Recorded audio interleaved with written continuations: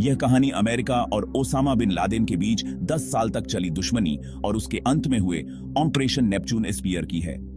इस वीडियो में दिखाया गया है कि कैसे इंटेलिजेंस, प्लानिंग और नेवी सील्स की हिम्मत ने दुनिया के सबसे खतरनाक आतंकवादी को उसके घर में घुसकर मार गिराया।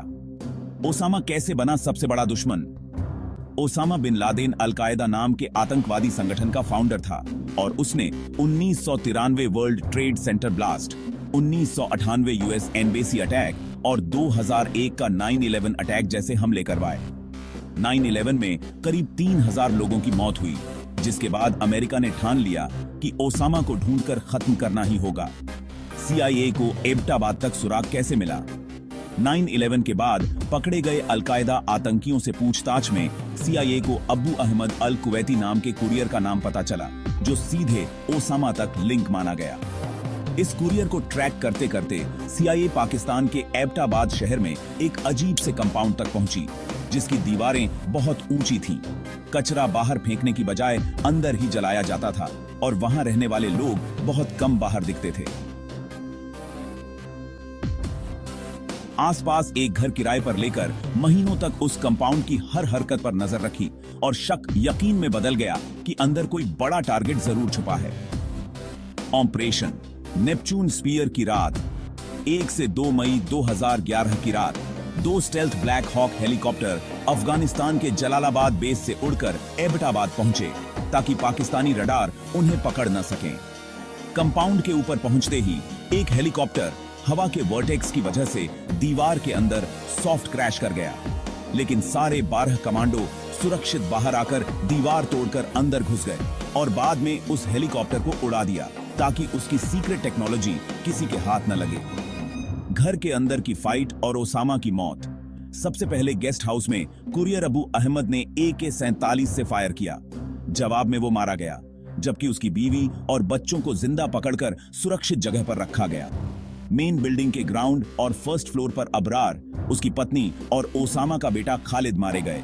पूरी बिल्डिंग की लाइट काट दी गई थी और सील्स नाइट विजन गॉगल से आगे बढ़ रहे थे। सेकेंड फ्लोर पर ओसामा अपनी बीवियों के पीछे छुपकर उन्हें आगे धकेल रहा था, लेकिन कुछ ही सेकंड में सील्स ने उसके सिर और शरीर पर गोलियां मारकर उसे वहीं ढेर कर दिया और बाद में उसकी बेटी व बीवी से पहचान कंफर्म करवाई। सामान की बरामदगी और समुद्र में दफन का मैकेन गए हैं।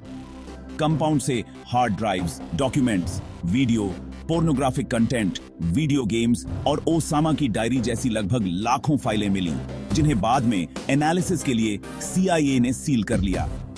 ओसामा की बॉडी को पहले अफगानिस्तान ले जाकर DNA से पहचान कंफर्म की गई, फिर USS कार्ल विंसन नाम के एयरक्राफ्ट कैरियर पर इस्लामिक तरीके से बॉडी को धोकर सफेद कपड़े में लपेटकर और दुआ पढ़कर 24 घंटे के अंदर समुद्र में दफना दिया गया ताकि उसकी कब्र कहीं भी एक श्राइन न बन सके। ओसामा बिन लादेन अल-कायदा नाम के आतंकवादी संगठन का फाउंडर था और उसने 1993 world trade centre blast, 1998 US embassy attack और 2001 का 9/11 अटैक जैसे हमले करवाए। 9/11 में करीब 3000 लोगों की मौत हुई, जिसके बाद अमेरिका ने ठान लिया कि ओसामा को ढूंढकर खत्म करना ही होगा। 9/11 के बाद पकड़े गए अल-कायदा आतंकियों से पूछताछ में CIA को अब्बू अहमद अल कुवैती नाम के कुरियर का नाम पता चला, जो सीधे ओसामा तक लिंक माना गया। इस कुरियर को ट्रैक करते करते CIA पाकिस्तान के एबटाबाद शहर में एक अजीब से कंपाउंड तक पहुंची, जिसकी दीवारें बहुत ऊंची थीं। कचरा बाहर फेंकने की बजाय अंदर ही जलाया जाता था और वहां रहने वाले लोग बहुत कम बाहर दिखते थे। CIA ने आसपास एक घर किराए पर लेकर महीनों तक उस कंपाउंड की हर हरकत पर नजर रखी और शक यकीन में बदल गया कि अंदर कोई बड़ा टारगेट जरूर छुपा है। 1 से 2 मई 2011 की रात, 2 stealth Black Hawk helicopter Afghanistan के जलालाबाद बेस से उड़कर एबटाबाद पहुंचे ताकि पाकिस्तानी रडार उन्हें पकड़ न सकें। कंपाउंड के ऊपर पहुंचते ही एक हेलीकॉप्टर हवा के वर्टेक्स की वजह से दीवार के अंदर सॉफ्ट क्रैश कर गया, लेकिन सारे 12 कमांडो सुरक्षित बाहर आकर दीवार तोड़कर अंदर घुस गए और बाद में उस हेलीकॉप्टर को उड़ा दिया ताकि उसकी सीक्रेट टेक्नोलॉजी किसी के हाथ न लगे। सबसे पहले गेस्ट हाउस में कुरियर अब्बू अहमद ने AK-47 से फायर किया। जवाब में वो मारा गया, जबकि उसकी बीवी और बच्चों को जिंदा पकड़कर सुरक्षित जगह पर रखा गया। मेन बिल्डिंग के ग्राउंड और फर्स्ट फ्लोर पर अबरार, उसकी पत्नी और ओसामा का बेटा खालिद मारे गए। पूरी बिल्डिंग की लाइट काट दी गई थी और सील्स नाइट विजन गॉगल्स से आगे बढ़ रहे थे। सेकंड फ्लोर पर ओसामा अपनी बीवियों के पीछे छुपकर उन्हें आगे धकेल रहा था, लेकिन कुछ ही सेकंड में सील्स ने उसके सिर और शरीर पर गोलियां मारकर उसे वहीं ढेर कर दिया और बाद में उसकी बेटी व बीवी से पहचान कंफर्म करवाई। उस रात घर के अंदर जबरदस्त फाइट हुई। अमेरिकी नेवी सील्स ने बड़ी सावधानी से हर कमरे की तलाशी ली। आखिरकार ओसामा बिन लादेन को ढूंढ लिया गया और उसे मार गिराया गया। ये पल इतिहास में हमेशा के लिए दर्ज हो गया। ऑपरेशन के बाद ओसामा के घर से कई जरूरी दस्तावेज और इलेक्ट्रॉनिक सामान बरामद किए गए। ओसामा के शव को समुद्र में दफना दिया गया ताकि उसके समर्थकों को कोई मजार न मिल सके। यह फैसला काफी सोच समझ कर लिया गया था। दरअसल इस पूरे मिशन की शुरुआत ग्वांतानामो बे जेल से मिली एक अहम जानकारी से हुई थी। वहां बंद एक कैदी ने ओसामा के खास संदेशवाहक का नाम बताया था। इसी सुराग ने अमेरिकी एजेंसियों को ओसामा तक पहुंचने में मदद की। तो अब बात करते हैं अल कुवैती के ट्रेल की और कैसे ये एबटाबाद के उस रहस्यमय कंपाउंड तक पहुंचा। दरअसल CIA को अल कुवैती के मूवमेंट्स पर शक हुआ और उसकी निगरानी शुरू कर दी गई। धीरे धीरे उसके ट्रेल को फॉलो करते हुए एजेंसियां उस कंपाउंड तक पहुंच गईं, जहां आगे की कहानी छुपी थी। इस कंपाउंड की कई अजीब बातें थीं। सबसे पहले इसकी ऊंची दीवारें और सुरक्षा इंतजाम आम घरों से अलग थे। फिर यहां रहने वाले लोग न तो बाहर ज्यादा आते जाते थे और न ही कंपाउंड में कोई इंटरनेट या फोन कनेक्शन था। इन सब वजहों से CIA को शक हुआ कि यहां कुछ बड़ा छुपा है। अब CIA ने कंपाउंड की रेकी शुरू की, लेकिन सीधा घुसना तो मुमकिन नहीं था, इसलिए उन्होंने एक अनोखा तरीका अपनाया। उन्होंने एक फर्जी वैक्सीनेशन कैंपेन चलाया ताकि कंपाउंड के अंदर रहने वालों के DNA सैंपल मिल सकें। इस तरह CIA ने धीरे धीरे अपने शक को पक्का करना शुरू कर दिया। ऑपरेशन को आखिरकार हरी झंडी मिल गई है। अब सबकी निगाहें अगले कदम पर टिकी हैं और टीम पूरी तरह तैयार है। उम्मीद है कि आगे सब कुछ योजना के मुताबिक चलेगा। तो अब जैसे ही मिशन की उड़ान शुरू होती है, हर कोई अपने अपने रोल के लिए तैयार है। वैसे बैकअप प्लान भी पूरी तरह से तैयार रखा गया है ताकि अगर कुछ भी गड़बड़ हो जाए तो तुरंत एक्शन लिया जा सके। आखिरकार टीम कंपाउंड के पास पहुंच जाती है।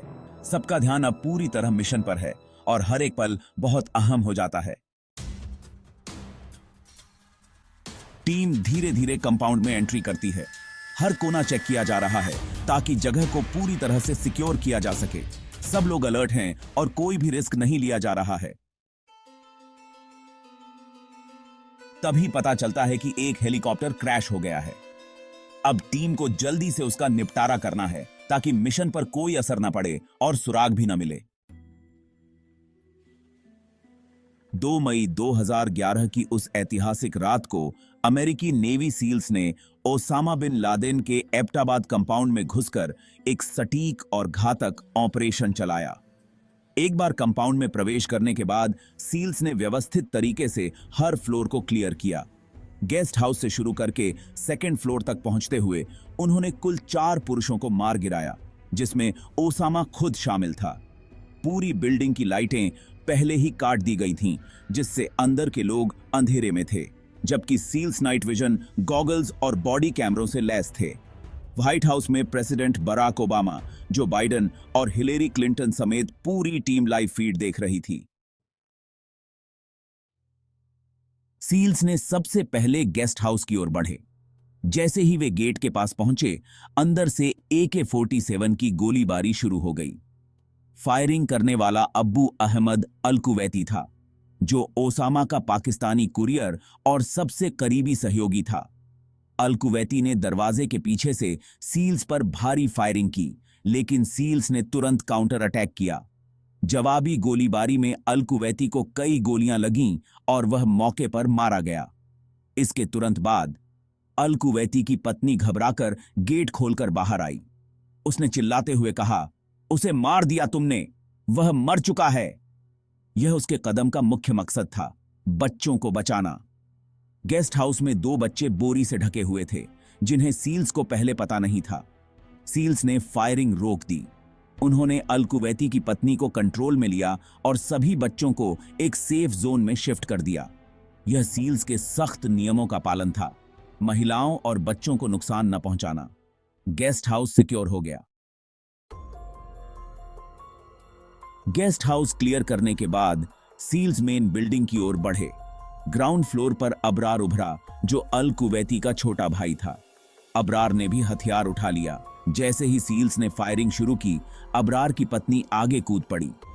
शुरुआती गोलियां उसकी पत्नी को लगीं और वह मर गई। सील्स के पास कोई चॉइस नहीं बची। अबरार को भी गोलियों से छलनी कर दिया गया। ग्राउंड फ्लोर पर मौजूद अन्य बच्चे सुरक्षित निकाले गए। सील्स ने उन्हें गेस्ट हाउस के बच्चों के साथ जोड़ दिया। अब तक सील्स को पता चल चुका था कि कंपाउंड में कई बच्चे हैं, इसलिए वे अतिरिक्त सावधानी बरत रहे थे। एक टीम ग्राउंड फ्लोर सिक्योर कर रही थी, जबकि दूसरी फर्स्ट फ्लोर की ओर बढ़ी।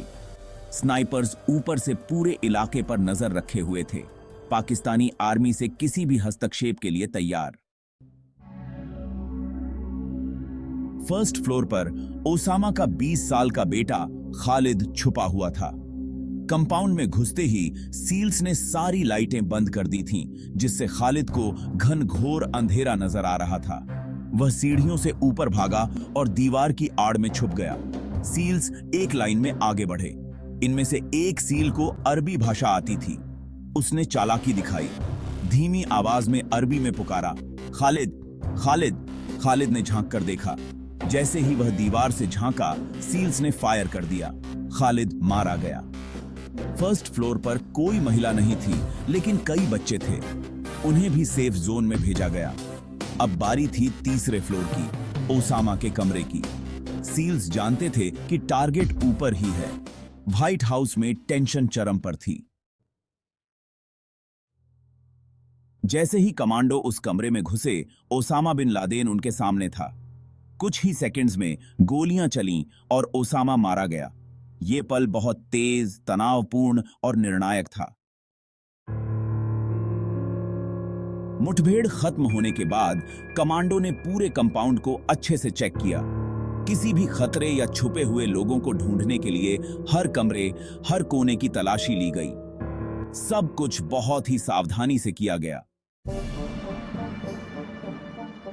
ऑपरेशन के दौरान कमांडो टीम ने कंपाउंड से कई जरूरी सबूत इकट्ठा किए। इसमें हार्ड ड्राइव्स, डॉक्यूमेंट्स और डिजिटल डिवाइसेस शामिल थे। ये सब आगे की जांच के लिए बहुत अहम थे। ओसामा की बॉडी को तुरंत कंपाउंड से बाहर लाया गया। फिर उसकी पहचान की पुष्टि के लिए डीएनए टेस्ट और दूसरे प्रोसीजर किए गए।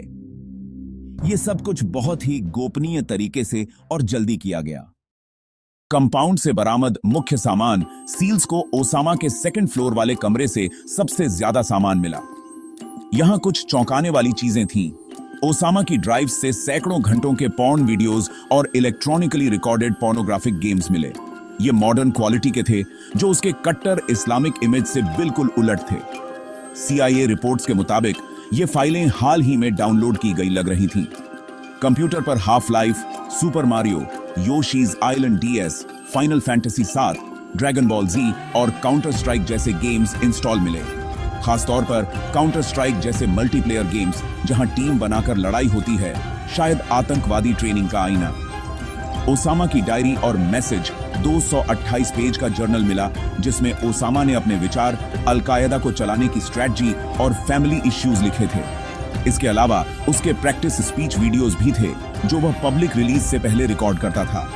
कंपाउंड में ओसामा के 4 बच्चे थे, सभी 10 साल से कम उम्र के। उनके लिए डिज्नी मूवीज जैसे Cars, Chicken Little, Ice Age, the सामकाम जिम्बाम दिनके, डॉन ऑफ द डायनासोर्स मिली। ओसामा के बेटे हमजा की शादी का वीडियो भी था, जो अल-कायदा लीडर अब्बू मोहम्मद अल मसरी की बेटी से हुई थी।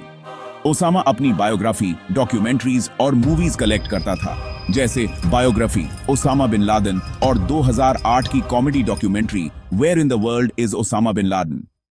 वह खुद को ऑब्सेसिवली फॉलो करता था। ये सारी फाइलें ओसामा की पब्लिक इमेज कट्टर जिहादी लीडर से बिल्कुल अलग थीं।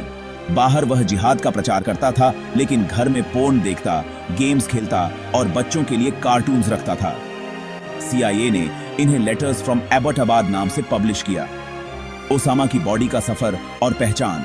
ओसामा को मार गिराने के बाद सील्स ने उसके चेहरे पर तीसरी गोली मार दी ताकि पूरी तरह डेड हो जाए। बॉडी को बॉडी बैग में पैक किया और हेलीकॉप्टर से अफगानिस्तान के भेराम एयरबेस ले जाया गया। वहां पहले फेशियल रिकॉग्निशन से मैच किया गया। 90 से 95% यकीन हुआ। फिर DNA टेस्ट ओसामा की बहन की बॉडी से लिए सैंपल से 99.9% मैच कंफर्म। ओसामा की बॉडी को जमीन में दफनाना अमेरिका के लिए बड़ा चैलेंज था। कारण कई थे। श्राइन न बने, सद्दाम हुसैन या अन्य तानाशाहों की कब्रों पर उनके फॉलोअर्स मकबरे बनाते हैं। ओसामा की कब्र जिहाद का सेंटर बन जाती। कोई देश न ले, पाकिस्तान को भनक न थी, सऊदी ने पहले ही उसे बैन कर दिया था। अफगानिस्तान में भी रिस्क। क्रिमेशन यानी जलाना इस्लाम में हराम माना जाते न जाता। अंतिम फैसला, समुद्र में दफन। बॉडी को USS Carl Vinson aircraft carrier पर ले जाया गया। इस्लामिक रीतियों का पालन किया गया। गुस्ल, बॉडी को साफ पानी से धोया। कफन सफेद चादर में लपेटा। जनाजा नमाज, अरबी ट्रांसलेटर ने इस्लामिक प्रेयर्स पढ़ी। दफन 24 घंटे के अंदर, मरने के 11 घंटे बाद अरेबियन सागर में बोर्ड से सरकाकर दफनाया। यह फैसला प्रेसिडेंट ओबामा का था ताकि रिलीजियस सेंसिटिविटी का ध्यान रखा जाए। वीडियो रिकॉर्डिंग भी की गई। बाद में नेवी ने कहा कोई ट्रेस नहीं बचा। इस तरह दुनिया का सबसे बड़ा आतंकवादी हमेशा के लिए गायब हो गया। ये खुलासे ओसामा को इंसान बनाते हैं, लेकिन उसके अपराध माफ नहीं होते। 9/11 जैसे हमलों की सजा मिली। Settings: use a male young Indian voice for the narrator. Use YouTube audio library only. Add bold subtitles with a popping effect. अब बात करते हैं फैमिली और बच्चों के सामान की। अक्सर लोग सोचते हैं कि ये चीजें सिर्फ घर के लिए होती हैं, लेकिन असल में ये हमारी रोजमर्रा की जिंदगी में बहुत काम आती हैं। चाहे बच्चों के खिलौने हों या फैमिली के लिए जरूरी चीजें, इनका सही इस्तेमाल हर किसी के लिए फायदेमंद हो सकता है। अच्छी, चलिए अब थोड़ा खुद के बारे में बात करते हैं। आजकल हर कोई चाहता है कि उसकी अपनी एक पहचान हो, अपना कंटेंट हो, अपनी स्टोरी शेयर करना, अपने एक्सपीरियंस लोगों तक पहुंचाना। ये सब अब बहुत आम हो गया है और सच कहूं तो इससे लोगों को एक दूसरे को समझने में भी मदद मिलती है। ओसामा की पब्लिक और प्राइवेट इमेज में काफी फर्क है। बाहर से लोग उन्हें जैसा देखते हैं, असल में वो उससे काफी अलग हैं। उनकी पर्सनल लाइफ और पब्लिक लाइफ के बीच का ये फर्क कई बार लोगों को चौंका भी देता है और ये बात हमें सोचने पर मजबूर कर देती है कि हर इंसान के दो चेहरे होते हैं, एक जो दुनिया को दिखता है और एक जो सिर्फ उसके अपने लिए होता है। वो ये थी ओसामा की मौत के बाद उसकी बॉडी को पहचानना और फिर उसे कहां ले जाया गया, ये सब एक बड़ा सवाल था। उसकी पहचान की पुष्टि DNA टेस्ट और बाकी तरीकों से की गई। उसके बाद उसकी बॉडी को एक सीक्रेट लोकेशन पर ले जाया गया ताकि कोई भी उसका पता न लगा सके। आखिरकार ये ऑपरेशन क्यों और कैसे किया गया? अमेरिका के लिए यह सिर्फ एक बदला नहीं था, बल्कि एक जरूरी कदम था ताकि दुनिया को दिखाया जा सके कि आतंकवाद के खिलाफ लड़ाई में वो पीछे नहीं हटेंगे। इस मिशन को बहुत ही गुप्त तरीके से और पूरी तैयारी के साथ अंजाम दिया गया। ओसामा बिन लादेन, जिसे दुनिया का सबसे बड़ा आतंकवादी माना जाता था, अब हमेशा के लिए गायब हो चुका था। उसकी मौत के साथ ही कई लोगों को राहत मिली, लेकिन कुछ सवाल भी पीछे छूट गए। उसकी बॉडी को समुद्र में दफना दिया गया ताकि उसकी कब्र एक विवाद का कारण न बन सके। इस पूरी कहानी में इंसानियत और अपराध के बीच की रेखा बहुत पतली थी। एक तरफ मासूम लोगों की जान गई थी, तो दूसरी तरफ एक अपराधी को सजा मिली। ये घटना हमें सोचने पर मजबूर करती है कि न्याय और बदला दोनों के मायने क्या हैं। नसाबा के की थी, दोनों के कारक थी।